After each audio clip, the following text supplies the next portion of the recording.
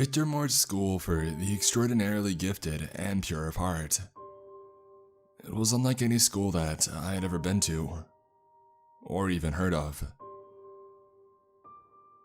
Perhaps it was the fact that there were only 12 students, all of varying ages and levels of education. Or perhaps it was the unusual teaching methods, a focus on problem solving and lateral thinking, oftentimes months passing without anybody attending a conventional lesson. Or maybe it was the slang that some of the older students passed on to us, in the traditional boarding school manner. Vessels were students. Books were referred to as tomes. Rituals and prayers were called salutations. The salutations were just like any other religious ceremony at a Catholic school, or a Christian school. But we were never entirely sure what these salutations were for. Why were we getting up before sunrise and singing Latin hymns as it rose? Why was the lamb served at the year's end dinner slaughtered right in front of us? Looking back on it, it seems perhaps stranger when put on paper. I had attended Eden School before this, and half of the rituals there were just as bizarre as the rituals at Victor's. Who am I to turn my nose up at centuries of tradition? At the time, I just assumed that it was a wealthy, eccentric, religious school for the privileged children of uber-rich and powerful. The children of those who are responsible for making decisions that have a global impact. The leaders and elite of tomorrow. I should have known that there was something wrong with Victor's. The sense that you were being watched wherever you went. The way the corridors would seem to talk at night. The well that we would trek to every New Year. The way it steamed amongst the snow. And the rumors that if you looked down over the lip, you would see scratch marks all up the wall, as if something was trying to climb out. I should have noticed the way that, as the 12th, the youngest student, they treated me a little differently. The school was a gaudy modern building, built around the 15th century church, up in the uppermost reaches of the Alps, hidden from everyone but those who knew where to look. An oppressive black compound, nestled amongst white peaks and even a whiter sky. It was only established, really, about 8 years ago, and it only took 12 students. It was funded by a very wealthy and extremely influential figure who based it off another institution with the same name that practiced at the same church in the 15th century. So I guess it was technically established hundreds of years ago, but the Victors that I knew was much younger. I can't explain exactly what my father does, or who he is, but let's just say that if I revealed it, it would be enough to spark riots in several countries the world over. It had been in the summer of my 5th year, when there were only 6 of us left at Victor's, that I saw a familiar face on the television.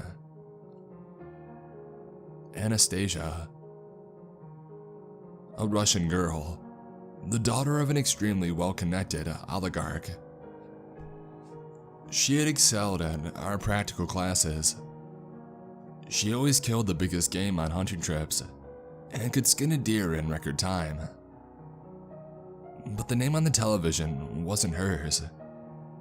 It was another name entirely. Even though she wasn't smiling in her mugshot, her lips were parted, revealing her iconic gap tooth that seemed to divide her face in half. Her gorgeous, symmetrical face I would recognize Anastasia anywhere. Any man who had come across her in the past few years would have. She was beyond stunning, and had a regal beauty, as if the very ground that she walked on, the air that she breathed, was made better and purer for having any sort of contact with her. They were calling her another name, and then referring to her as the Queen of Hearts. They were saying that she was a serial killer. A serial killer? Anastasia. She had been a little cold, sure, and a damn good shot, but she never seemed malicious. She had seemed, well, strange after her graduation. The graduation in which she was escorted into the catacombs. Afterwards, she moved differently, as if she didn't fit in her skin. And when I spoke to her, she had trouble constructing normal sentences. Her vowel sounds were off, as if she was only now getting used to the shape of her mouth.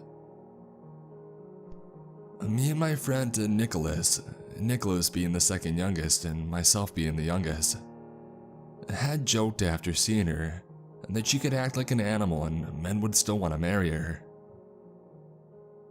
The reason for the name, the Queen of Hearts, was disturbing, and when researching it online, there were a couple of photos which made me feel nauseous, and it began to make my skin crawl.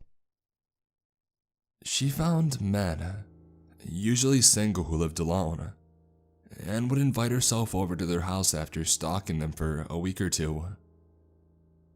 They would assume that she wanted to sleep with them, and pinch themselves for being so lucky, and she would use all sorts of excuses. There seemed to be no real threat. She was slender and polite, and one man thinks a woman is going to overpower them. But that was exactly what she did.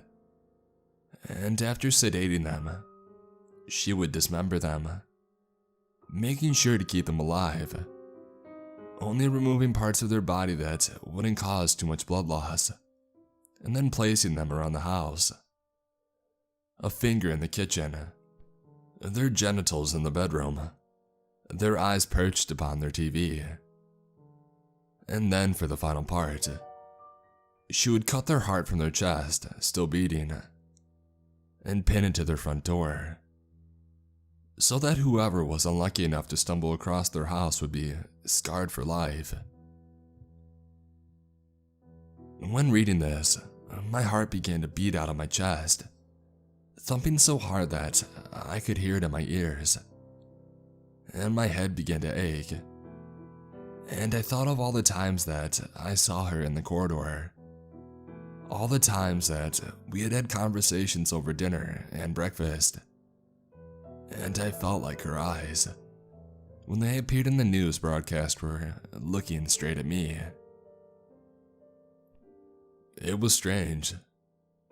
Although she seemed to be long gone whenever the heart was found, there were always reports of it still beating, pulsing to an unknown rhythm. The way that she was caught was strange as well. It was as if she had given herself up, found quietly sitting in her last victim's home, drinking a cup of black coffee with her legs crossed. I had assumed this was a one-off, one of Victor's students losing it, the money and the power getting to their head, unable to take the real world. But then I saw another. At this point, I was in my penultimate year, and there were two in the year above me. It was Elias, his face on the news. I was sure of it. It was his Roman nose, bent slightly where he had slipped on the ice one summer and fallen flat on his face. His widow's peak, his hairline receding even at a young age. He was several years above me, and he must have been in his early 20s. I remembered how he had excelled in biology and botany classes, and the small inventions that he would wheel out from time to time. They were calling him the Bamboo Keller, although the title was misleading, as he didn't use bamboo at all. What he did do was bury the victim's body in loosely packed soil and fertilizer. He had attached them to a drip and leave their head free to breathe. Their bodily functions, I assume, were used as fertilizer. Above them, he would plant a bonsai tree of some description, but one that he had somehow modified to grow extremely quickly. One that would send its roots deep into the dirt, and further still, until its roots started to penetrate the victim's skin, spreading through their body, rupturing their internal organs and drinking in the nutrients, piercing their lungs and bowels and liver, all moving so slowly that the victim died in agony. Over a period of months, the roots actually absorbing some of their internal fluids, blood, piss, plasma, finally making the bonsai tree bloom with small crimson flowers. They had finally found him, relaxing in a large greenhouse in the German countryside, watering the trees in his dressing gown and with a pipe, as if it was the most normal thing in the world. Some unfortunate victims still conscious, groaning into their oxygen masks in high wheezes, like demented birdsong. I remembered too how Elias had gone from a chatty, outgoing student to a strange, awkward young man after his graduation. How he had turned inwards, stopped speaking to us, and how his eyes seemed 1,000 miles away, and the strange way that he would talk to himself in the corridors and at dinner. Which I guess is why I'm writing this. I am in my last year at Victor Moritz School for the Extraordinarily Gifted and Pure of Heart, and my graduation is very, very soon. The schoolmates that I have found online or in the news have all been up to something similar. They have committed strange and ritualistic murders, and then given themselves up after a spree of terror. The media hasn't picked up that they all went to Victor's, as due to several legal loopholes. Victor's doesn't officially exist.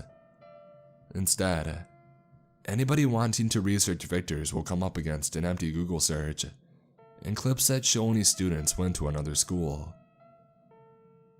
It's just me at Victor's, alone in the mountains, with the wind beating at my window each night. I had enjoyed it for a while, the free time to read, to take walks, to practice instruments and cooking and writing. But now I hate it, because the teachers all look at me differently. I hear noises from the catacombs at night, screams, howls, the clanking of metal, the crackling of flames. But I don't know what to do.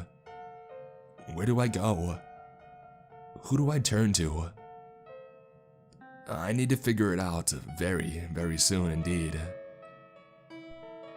Because they've said that, with me, Victor Moritz School for the Extraordinarily Gifted and Pure of Heart is finally completed. That Victor's task is done. And with me, they say, they will be free. They say it to each other in whispers when talking about graduation, in whispers to each other when they think that I can't hear them.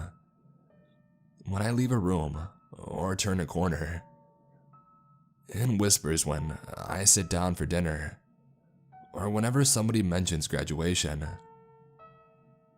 in whispers. Finally, we will all be free.